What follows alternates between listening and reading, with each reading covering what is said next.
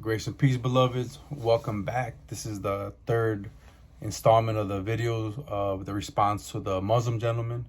This is Brother Benito, and the last point we covered was Christ was not sent to the whole world, but only to a lost sheep of Israel. And we went through scriptures to explain it. Check out the other video so you could get all the content on that.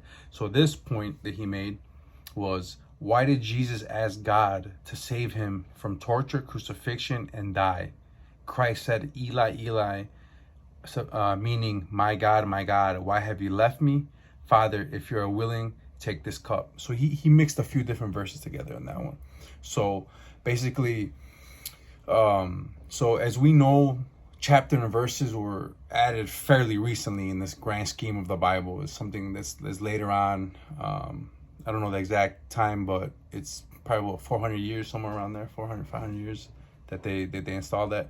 So you didn't have chapter and verses, right? So a Jew in at that time that spoke Aramaic, spoke Hebrew, when you would name, so it was the book of Psalms, right? He's quoting Psalm 22. They couldn't just say, go to Psalm 22. So what did Jesus do, right? So he would say, Eli, Eli, sabachthani, right? So a Jew at that time would say, Psalm 22, right? That's what they would go to. That's the psalm they would automatically know and flip to the scroll, right? They didn't have the little tabs that we have in our Bibles and the table of contents, so they would know, okay, that's that psalm. So they would go straight to Psalm 22. My God, why hast thou forsaken me? For my deliverance are the words of my groaning.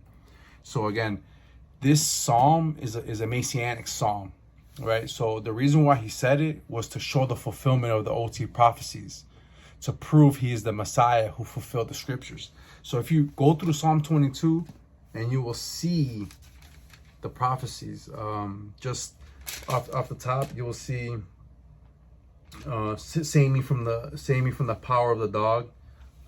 Speaking of the Gentiles, my heart is like wax, it is melted within me. My strength is dried up like potsherd. My tongue cleaves to my jaws. The dogs have surrounded me. A band of evildoers have encompassed me. They pierced my hands and my feet. So it's talking about a crucifixion that they had no knowledge of crucifixion at the time that the psalm was written. The crucifixion wasn't invented till later on. So it's the prophecy of the Messiah being crucified. So if a Jew would have heard that, they would be like, oh, that's a messianic prophecy. So that is the reason why he said that. He didn't say it to Lord, to try to get out of it. Again, he was willing, and also too, he mentions that in the garden that Jesus was asking God to take this cup from him. And a lot of times we need to realize why Jesus was asking that, right?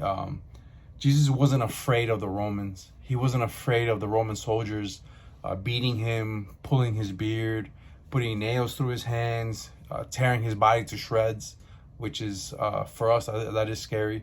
But that's not what his concern was. That's not why he was sweating blood. The reason why was because he was going to take an eternity's worth of wrath for every one of the believers in those 3 hours when it turned dark while he was on that cross. So that's the reason why it was such anguish and such prayer to get, not to get out of it, but as if there was any other way, but there's no other way. So we need to really look at what that meant. It wasn't just a crucifixion. It was the wrath of God being poured out on the Lord Jesus Christ. It was not just a sin-bearing death, but it was a wrath-bearing death from a holy God. So thank you, beloveds, and go to the next video. I'm going to make the next video covering the next point. So God bless you.